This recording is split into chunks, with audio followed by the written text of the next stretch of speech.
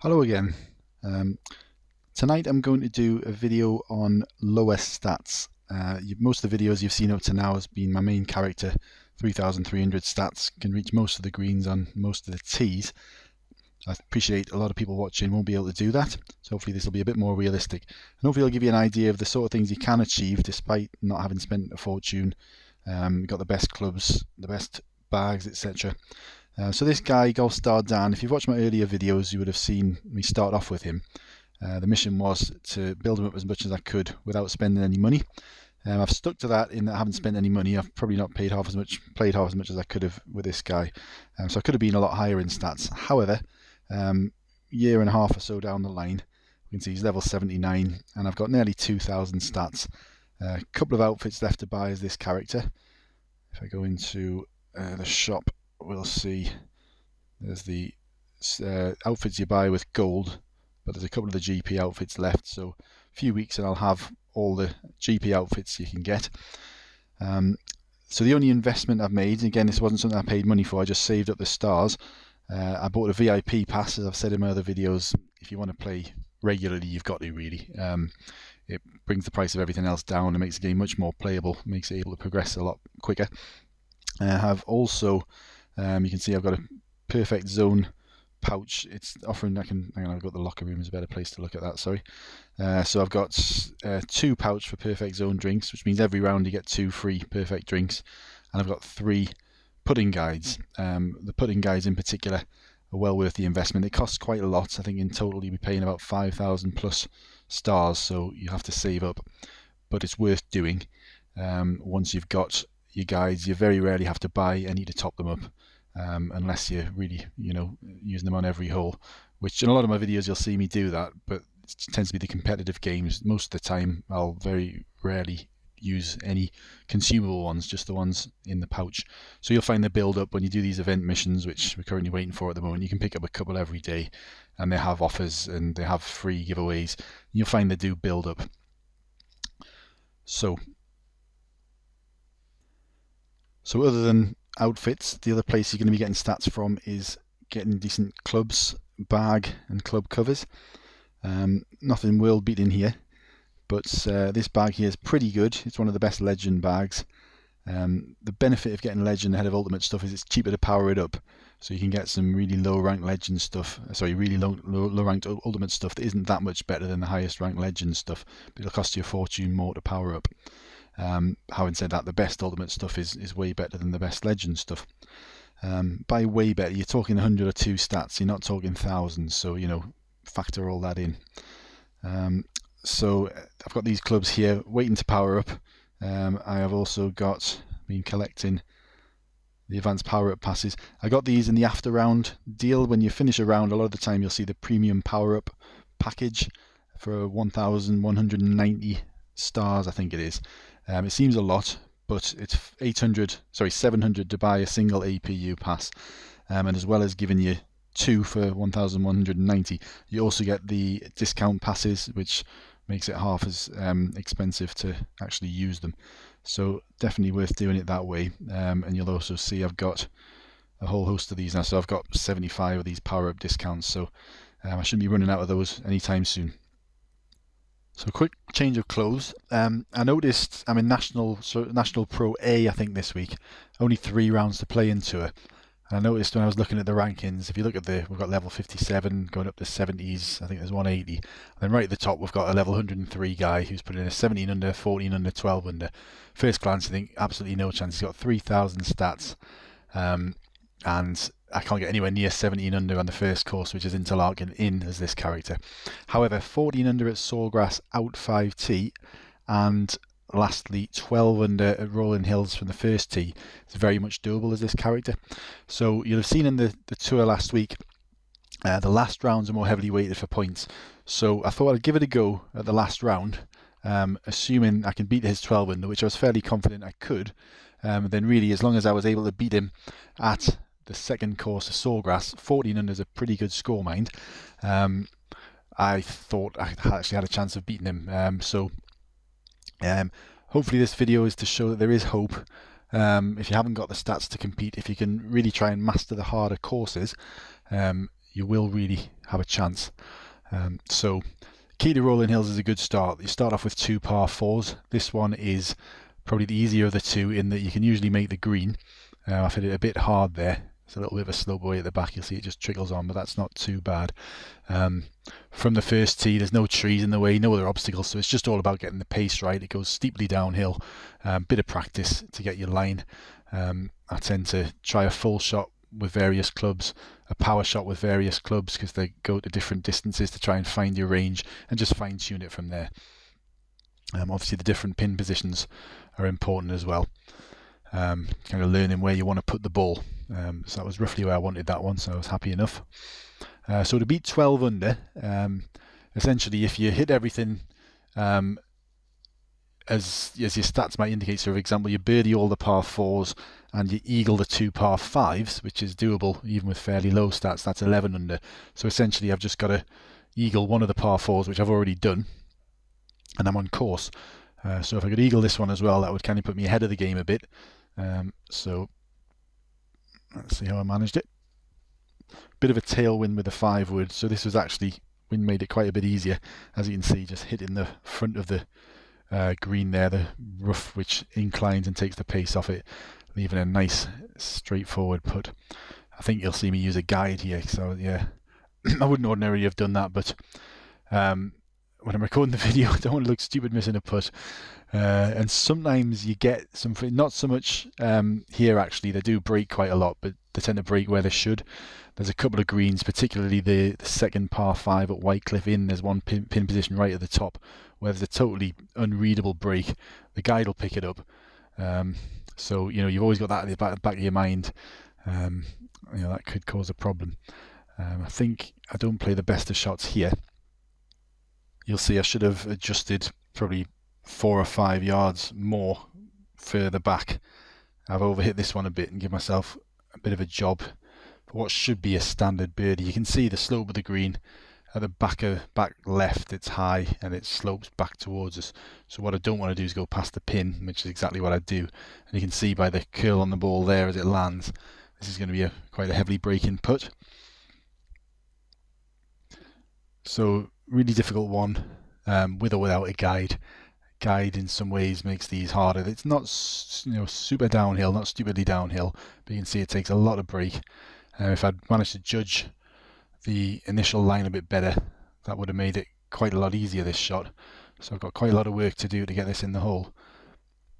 You can see it's lining up there with the, if I go to a short putter, it's right on the maximum, so I'm not going to have a problem of under-hitting it or over-hitting it. I've just got to think about getting the line right.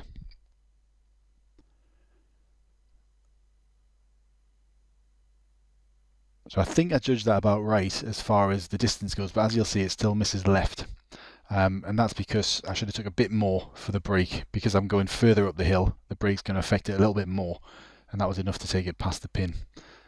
Again, you get a lot of people kind of complaining about the physics of the game, but in my opinion, it's pretty good. I've said that a lot, and I'll stand by that. So the 4th hole, par 5. Again, a real job if we were from, you know, the 5th tee or something. I'd really struggle to even reach the green. But from the first tee, it's not a problem to aim for this bit of fairway here, and leave myself what I'm hoping will be a high shot into the hole. As you'll see on the next shot, once I've left, I'm going to leave my ball just towards the end of that bit of fairway. That's the target.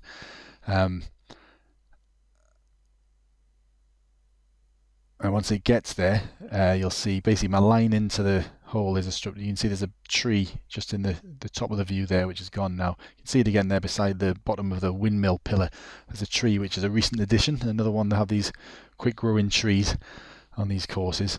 So that makes it impossible to play anything without a lot of loft. I'm playing a full high shot here. I could probably get over with a full 5 wood, which in retrospect might have been a better shot. You can see me lining up there to make sure it was going to miss that.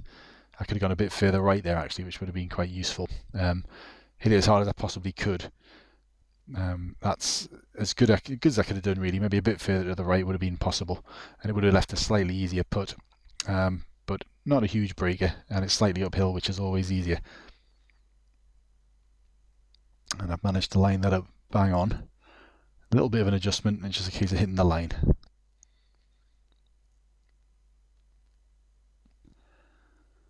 So at this point I'm one shot down of what would be a perfect round, just that silly missed birdie on the par 3. However, I can still make, I think, 14 under par if I finish off with a perfect every hole. Now this hole, if you can reach with a 3-wood, you can clip that tree and drop nicely onto the green. I can't reach with a 3-wood, so the best I can do is just hit it as hard as I can at that tree with my 1-wood, and it's going to drop down, but as you can see, bounce back into the rough. But still, I'd rather be there than 200 yards away with a backspin into the hole. So as you can see, it's a tiny bit, it's going to come off to the left. I'm lining it up here with a chip shot, but you can see as I'm thinking about the distance there, I changed my mind. I would have had to go a good 15, 16 yards past the pin for the chip shot to make it, because it comes out of the rough much slower. A rough shot goes roughly at this distance where you aim it. A bit shorter, you tend to get a flyer and it'll go past the pin. A bit longer and it'll go kind of just short of the mark.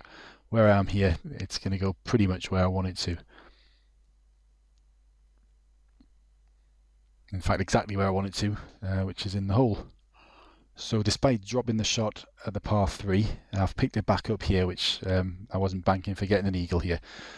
So I'm back on course for what would be a perfect round. Again, I don't actually need a perfect round. This guy didn't get huge points with his -12. I've been putting the juice on every shot, so that even if I do just tie, I know I'm going to have enough points to outstrip him for first place. And there'll be a big point swing. The difference between top and second, certainly in the higher tours, is 500 points. So he'll be losing 500, I'll be gaining 500 on him. So although sometimes the points lead looks insurmountable, you can often find that if you can manage to win a couple of rounds, you've got a really good chance. Now this putt doesn't break as much as the one I missed on the 3rd, but it's a lot further downhill. You'll have heard me say before, the guides aren't much use. I could have lined that up a bit better, but for me these downhill putts are a little bit of a lottery. I'm sure there's guys who line them up better than I do. Again, I just take my best guess, which was not particularly good. I'm taking my best guess at where this will end up, and I think on this occasion you'll see I had it slightly under the line, but even so I've misjudged that and it's gone fairly comfortably left of the hole. Again, not a disaster, because where I am here, that's still a birdie, which puts me, I think, is it 7 under at this point? No, 9 under, excuse me. So I'm 9 under. The next hole is a fairly comfortable eagle opportunity, 11 under, and then I just need to birdie 8 and 9, and I'm going to be getting 13 under. That's my target anyway. So this hole you would have seen if you've seen my trick shots video. If you haven't, have a look on my videos. You'll see there's a video on how to make the green where you didn't think it possible. So it doesn't look like I've got the power here. This is a full low shot with a 1-wood. In actual fact, you'll see that I don't actually make the green here. I underhit this a little bit, but you can see that if I had hit it full power, you can get an idea of what would have happened. And if you want to see it, have a look at that out of the video I've done. So you can see the low shot skips on up the hill, not quite hard enough to go all the way up to the top. Should have really put some practice in there and I would have known my distance. But again, before starting I was confident I could quite comfortably beat 12 under, so I didn't really bother putting a great deal of practice in for this one.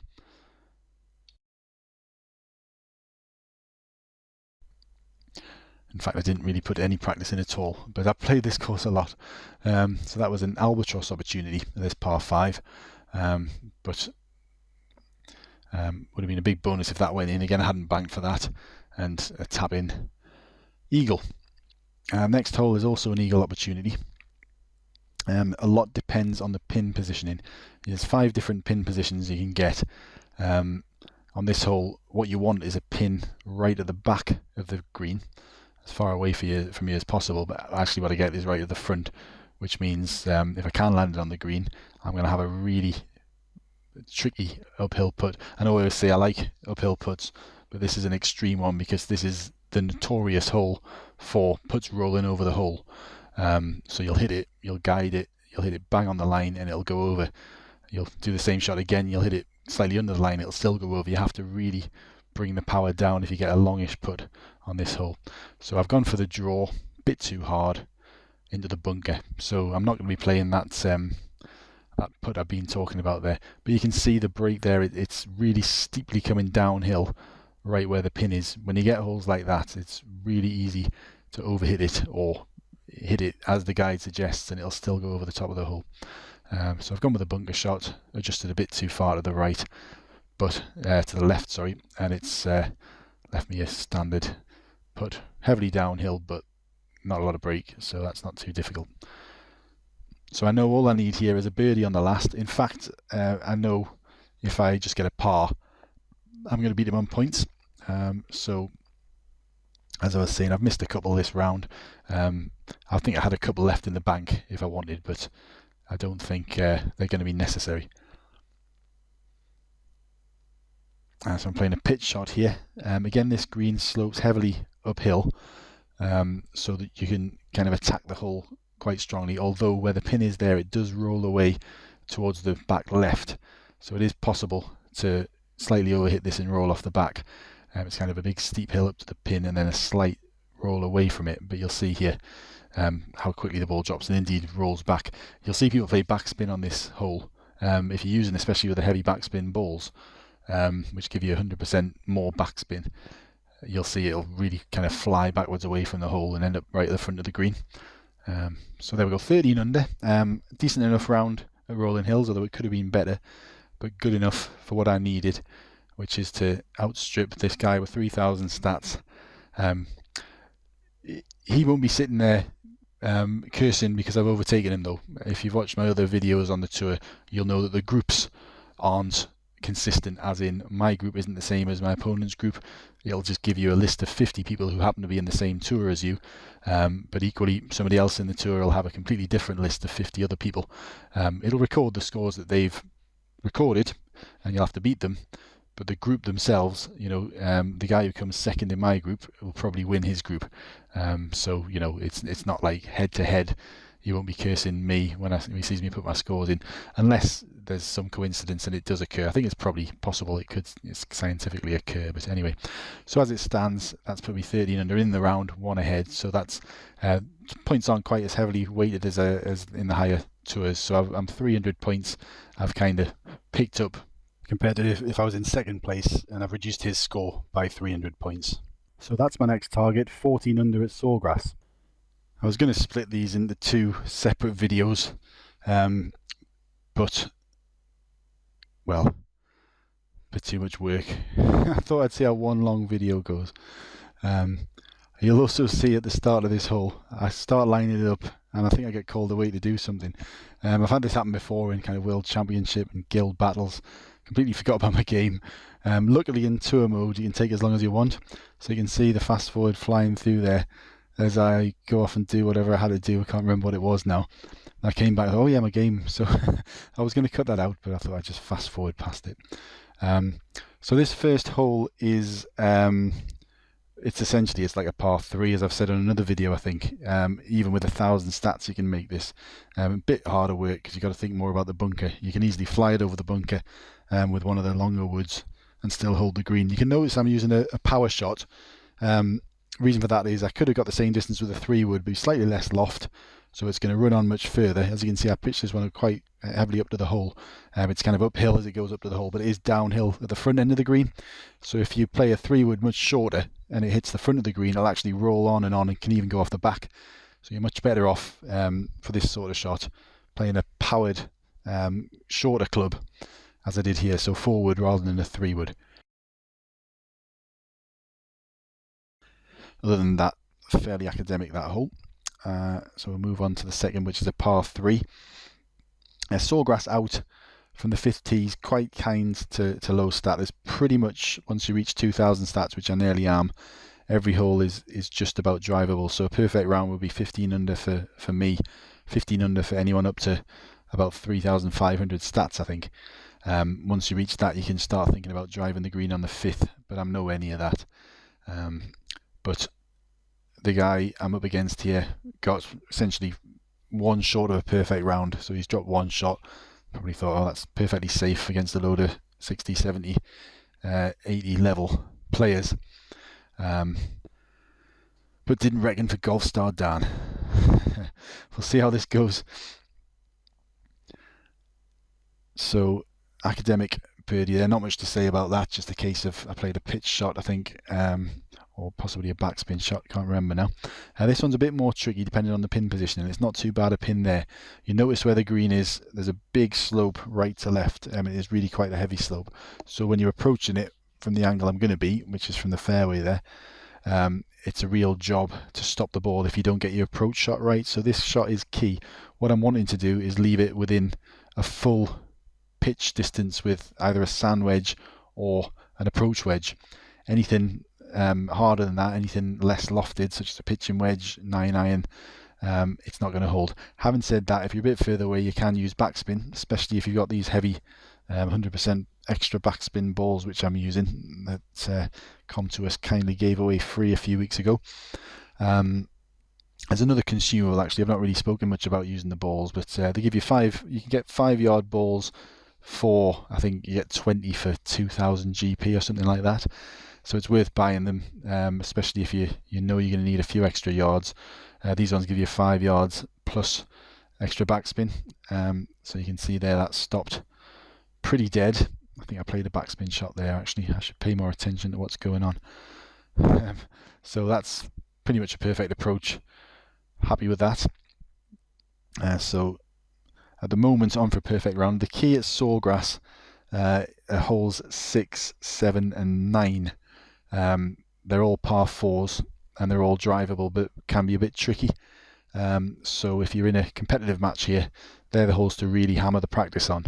Try them in all different winds, do them again in all different winds until you're really sure what sort of shot you're going to play in each situation. So here you'll see I'm adjusting a lot for the wind. It's too far for a pitch shot, which would allow me to take a much straighter line. I'm going to play a high shot. The green's fairly flat from front to back, but you can see it does roll a bit left to right. So when I adjust for the wind, I'm also adjusting a little bit more for the fact that the ball's going to hit the green at a slightly at an angle pointing off to the right already because of the wind, and then the break of the green is going to push it a bit further right again. You should see some evidence of that as the ball lands here. So you can see it's moving over to the right and it's rolling just behind the pin there. So I got that just about right. Could have gone a touch shorter. One of these days I'll get a hole in one of these videos. I think I've had about 115 on my other character, and this guy's got 10 to 15, something like that. So it'll happen at some point. I'll put it in the video title, hole in one exclamation mark. Okay, so the next one is a par 4, but unless you've got an enormous amount of stats, I think my main character, even if I use 15-yard tees and 10-yard balls, which are occasionally available, I still don't think I'd actually make the front of this green. It doesn't look too far away, but if you notice the elevation there, it's 140 feet above us. So although my mark was right at the front of the green, if you watch where it lands, you'll see I'm way short there. Not a bad distance though. I can play a full sand wedge pitch with that elevation. A sand wedge for this character goes about 150 yards. So you'll notice I'm adjusting. I'm slightly left of the pin, despite the fact the wind's coming from the right. That's because of the R2 lie there. So it's going to kick off to the right slightly as I hit it. So I've gone nearly 20 yards past the pin. Not just for the elevation, also for the fact the ball's sitting up a bit, so it's going to travel higher and stop a bit quicker. So I need to really go after the pin, or you've got the freedom to really go after the pin because you know the ball's going to stop. So you'll occasionally chip in there. It's not too tricky a shot to get it really close.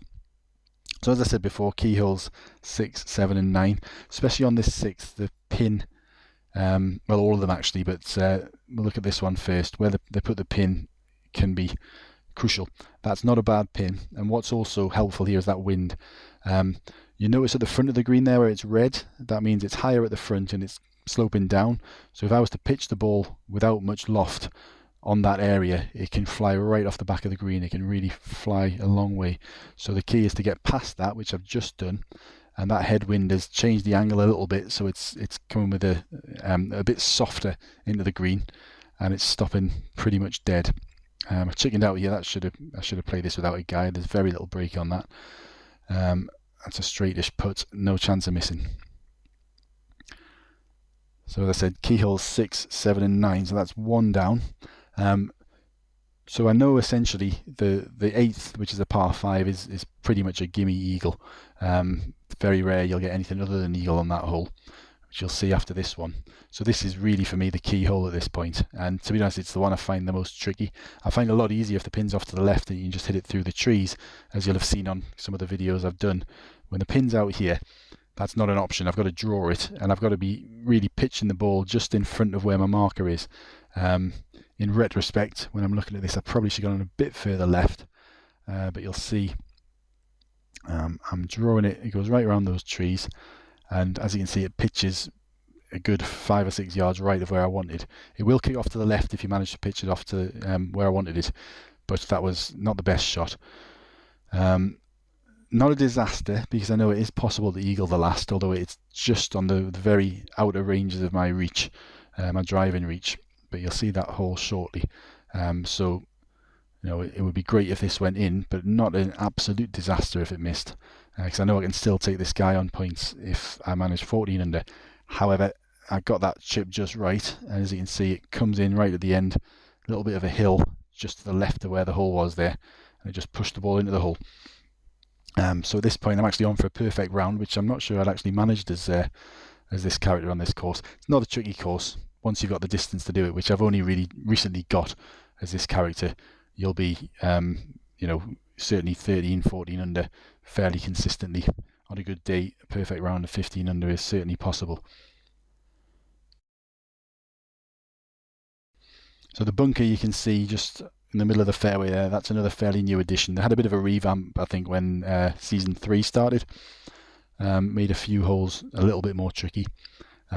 So this one stops the really big hitters, or the slightly bigger hitters than me really, getting it in that you know, flop-in distance, which is right at the end of the fairway there.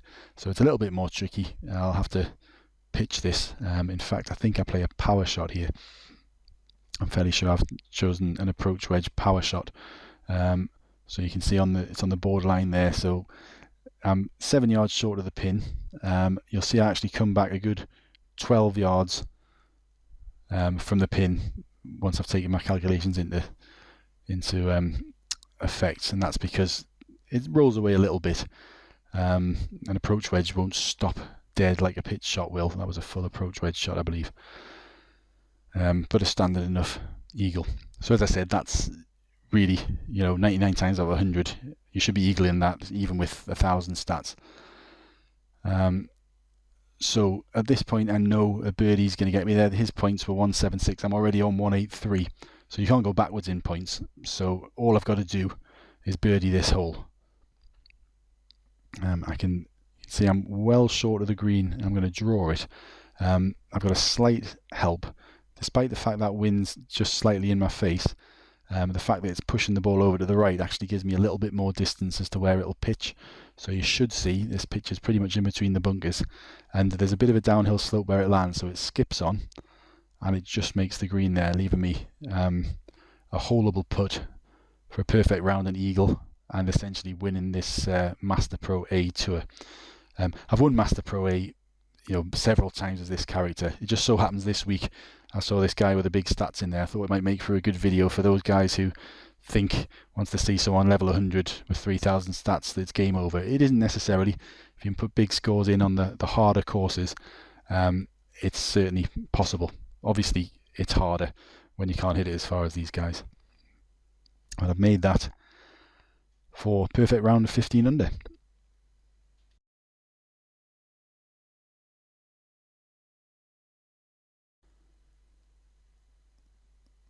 So not much competition there. When it's your first scoring round, it'll just put you up against the very lowest scorers in the group, so that doesn't really count for much. It just gives you something to play against, I think, that scoreboard. So yeah, a new record. Happy with that. You don't get anything special for a new record, although I think if somebody else is in your friends list, they'll see you got a new record and congratulate you and he can get 50 GP or something, you know.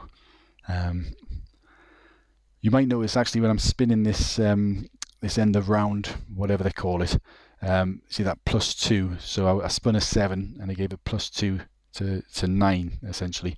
So it's going to be 9 times the figure on the left is the multiplier. If you've got mastery to full on your bag, I believe, or it might be on your club covers, one of the two. Yeah, it's the club covers. It actually increases that by 1. So if you've got a +2, it'll actually give you +3, and if you've got a +3 multiplier, it'll give you +4. Anyway, so you can see first in rounds 2 and 3. So that's my round there, comfortably ahead. And if you look here, I'm only 300 points behind Neo Gaia, if that's how you say it. So I know that any kind of round, in fact, I've cut to it there. So I've put my round in. I didn't bother showing you that one. It was a very uninspiring 12 under at Interlaken in. One short of what perfect would be for me. But not needed. And you can see I'm comfortably clear, 300 points clear of second place, the level 103 guy. So it is possible to do well, even when you see these guys with massive stats in your group. So never give up. Thanks for watching.